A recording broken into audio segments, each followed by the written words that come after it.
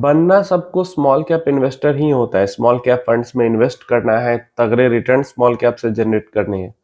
लेकिन क्यों small cap funds के अंदर इन्वेस्टेड रह पाना लंबे समय तक बहुत ज्यादा मुश्किल है, या स्मॉल कैप इन्वेस्टर बनना क्यों बहुत ज्यादा मुश्किल है? यहाँ पे तो इक्विटी इन्वेस्टर ही बनना मुश्किल है, और इक्विटी के अंदर भी स्मॉल कैप इन्वेस्टर बनना वो तो और ही बहुत ज्यादा मुश्किल है। क्यों, आपको इस वीडियो के अंदर समझ में आ जाए। तो देखिए, 2025 को छोड़ भी देते हैं, 2025 को मिला लेंगे तो 11 साल का डेटा हो जाएगा। नहीं, 2015 से 2025 तक का डेटा देखते हैं, 11 साल का लगभग डेटा हो जाएगा। और देखो बस इस डेटा को, उसके बाद आपको समझ में आएगा कि क्यों मैं ऐसा कह रहा हूं। देखिए, 2015 की जब हम बात करते हैं तो यहाँ पे टॉप परफॉर्मर जो एसेट क्लास रहा है वो रहा है लॉन्ग टर्म डेट। जो 2016 की बात करते हैं तो silver top performing asset class रहा है। 2017 के अंदर small cap top performing asset class रहा है। 2018 के अंदर और 2019 के अंदर में भी gold top performing asset class रहा है, 18-19 दोनों में। 2020 के अंदर फिर से silver top performing asset class रहा है। 2021 के अंदर small cap top performing asset class रहा है।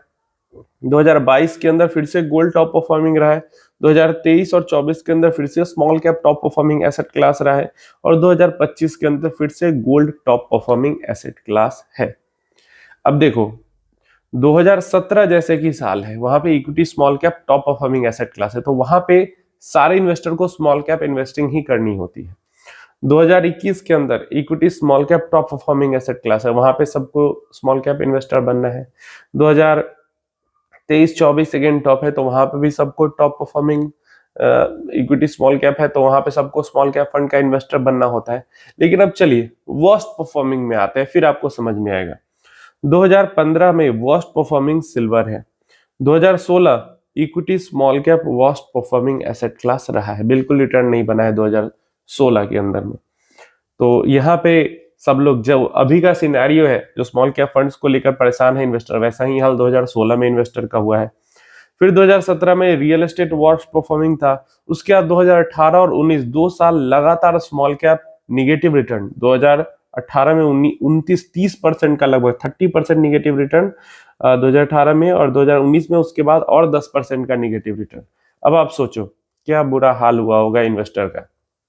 एक साल का ऑलमोस्ट फ्लैट रिटर्न में आप इतने परेशान हो, तो 2018 में 30% निगेटिव और 2019 में उसके ऊपर से 10% और निगेटिव, तो फिर वहां पे नहीं लग रहा होगा लोगों को कि इक्विटी खत्म हो गया, दुनिया खत्म हो गई, म्यूचुअल फंड खत्म हो गए, बेकार है, पैसा बर्बाद है, डूब गया, सब बर्बाद हो गया।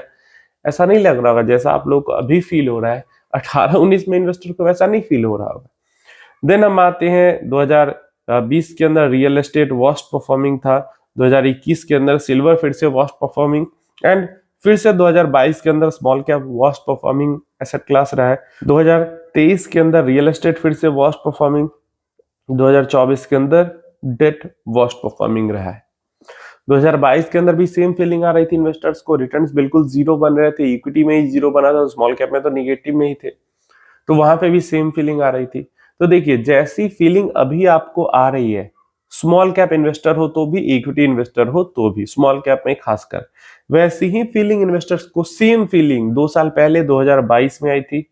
इससे बहुत ज्यादा बुरी फीलिंग 2019-18 में बुरा, 19 में बुरा, और 2020 के मार्च में जब क्रैश आ गया, तो उस टाइम पे सोचो कितना मतलब जान निकल रहा होगा इन्वेस्टर का, क्योंकि 18 में बुरा हाल था, 19 में भी बुरा हाल हुआ, उसके बाद 20 के मार्च में तो क्रैश ही आ गया, 40% 45% स्मॉल कैप घुस गया और नीचे, मतलब 30% 18 में, 19 में 10%, उसके बाद उसके ऊपर से 30-40% मार्च 2020 में। उसके बाद से रिकवरी हुई, क्योंकि इसलिए पॉजिटिव में 20% 2020 के अंदर आया। अगर रिकवरी नहीं होती तो भयंकर 70-80% तक 2020 के अंदर में स्मॉल कैप्स नीचे होते। तो क्या लगता है आपको, अभी का समय ज्यादा बुरा है या 2020 का समय ज्यादा बुरा था?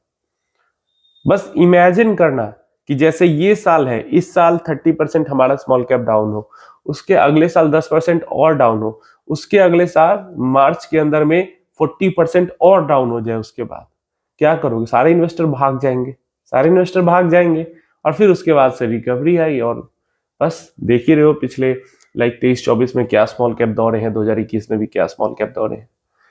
तो इसी कारण से एक तो इक्विटी के अंदर इन्वेस्ट करना मुश्किल होता है और स्मॉल कैप इक्विटी के अंदर इन्वेस्ट करना और ज्यादा मुश्किल होता है। अभी देखो यहाँ पे एक और डेटा दिखता है, पिछले 10 साल का ही डेटा है, ज्यादा लंबा ये नहीं है, लेकिन समझने के लिए काफी सही है। गोल्ड को लेकर काफी सही चीज इस डेटा के अंदर दिख रही है।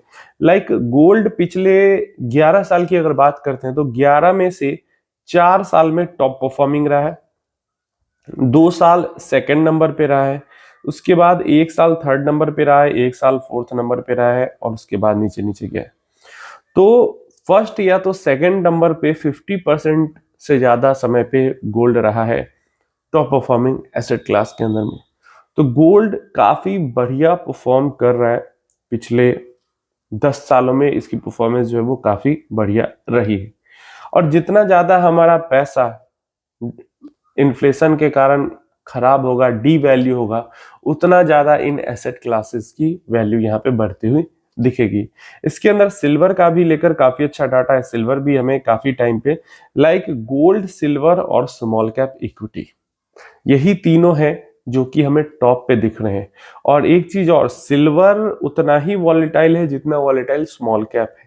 देखो सिल्वर टॉप पे जा रहा है फिर बॉटम पे आ रहा है, लाइक 2015 सीधा वर्स्ट परफॉर्मिंग था, 2016 फिर टॉप परफॉर्मिंग हो गया, 2017 फिर से second worst performing, 2018 third worst performing, उसके बाद सेकंड बेस्ट परफॉर्मिंग। तो सिल्वर नीचे आ रहा है, सीधा सीधा ऊपर जा रहा है, नीचे आ रहा है ऊपर है, वैसे ही स्मॉल कैप भी सीधा नीचे आ रही है, सीधा ऊपर जा रही है। तो सिल्वर और स्मॉल कैप जो है वो काइंड ऑफ सेम वॉलेटिलिटी रखते हैं, तो काफी वॉलेटाइल एसेट है सिल्वर, गलत टाइम पे एंट्री एग्जिट करने पे काफी भयंकर नुकसान भी दे सकती है। लार्ज कैप हमें अपना नॉर्मल सा चलता हुआ दिख रहा है, ज्यादातर टाइम पे ये थर्ड नंबर पे दिखा है, उसके बाद हमें फिफ्थ नंबर पे भी दिख रहा है, फोर्थ नंबर पे कभी नहीं है, टॉप सेकंड में कभी, मतलब नीचे से 2 छोड़ दे टॉप 2 में नहीं है कभी, और ना बॉटम 2 में है, बीच में ही लार्ज कैप घूम रहा है। फिर मिड कैप अपना ऊपर नीचे बीच में ही घूम रहा है। तो ये चीज है, और यही जो है डेटा वो हमें सिखाता है, बताता है, समझाता है कि एक तो इक्विटी के अंदर मुश्किल है इन्वेस्टमेंट करना, और स्मॉल कैप के अंदर इन्वेस्टमेंट करना कितना ज्यादा मुश्किल है, और कैसे स्मॉल कैप से मिड कैप, स्मॉल कैप सीधा क्या दिख रहा है, सीधा टॉप पे जा रहा है, बॉटम में आ रहा है, टॉप पे जा रहा है, बॉटम में आ रहा है, वॉलेटाइल है। मिड कैप थोड़ा सा कम वॉलेटाइल है, सेकंड नंबर तक जाता है, नीचे से भी अपना सेकंड नंबर पे आता है वर्स्ट में, और लार्ज कैप अपना थर्ड फोर्थ फिफ्थ नंबर पे इसी पे ऊपर नीचे घूम रहा है। देखो इतनी ज्यादा वॉलिटिलिटी के बाद भी हमें क्या दिखा है, लास्ट 10 ईयर्स का अगर हम डेटा उठाते हैं, अगर स्मॉल कैप म्यूचुअल फंड्स का एक्टिवली मैनेज्ड का भी वॉलिटिलिटी बहुत ज्यादा दिख रही है। लेकिन सिंपल सा हमें ये डेटा जरूर दिख जाता है कि जब हम रिटर्न्स की बात करते हैं, इतनी ज्यादा वॉलिटिलिटी के बाद भी हमें स्मॉल कैप का रिटर्न, एवरेज रिटर्न सबसे ज्यादा दिखता है, मिड कैप का एवरेज रिटर्न उससे कम दिखता है, और लार्ज कैप का एवरेज रिटर्न उससे कम दिखता है। लार्ज कैप के लगभग में ही रिटर्न हमें गोल्ड का और सिल्वर का भी देखने को मिल जाता है 10 ईयर्स डेटा की जब हम बात करते हैं।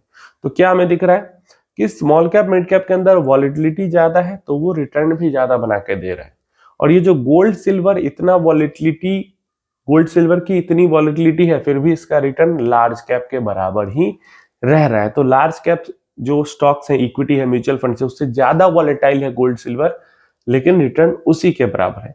तो इसीलिए बहुत ज्यादा जो एलोकेशन है पोर्टफोलियो में इसका नहीं रखा जाता है, बस इंश्योरेंस पर्पस के लिए या कभी कभी हेजिंग पर्पस के लिए, या फिर अगर फिजिकल गोल्ड का बिल्कुल एक्सपोजर है ही नहीं तो फिर उसके लिए डाइवर्सिफिकेशन पर्पस के लिए रख लिया जाता है।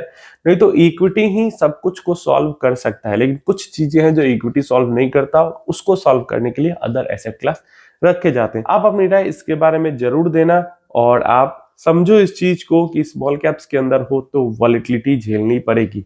और सिल्वर के अंदर भी आजकल बहुत सारे लोग इन्वेस्टमेंट कर रहे हैं, तो जब तक रैली आ रही तब तक तो बहुत मजा आ रहा है, लेकिन जब म्यूटेड फेज आएगा, गिरने का फेज आएगा, गिरावट का फेज आएगा, तो उतने ही ज्यादा परेशान, जितने अभी स्मॉल कैप के अंदर परेशान हो उतने ज्यादा आप उस टाइम पे सिल्वर के अंदर परेशान हो।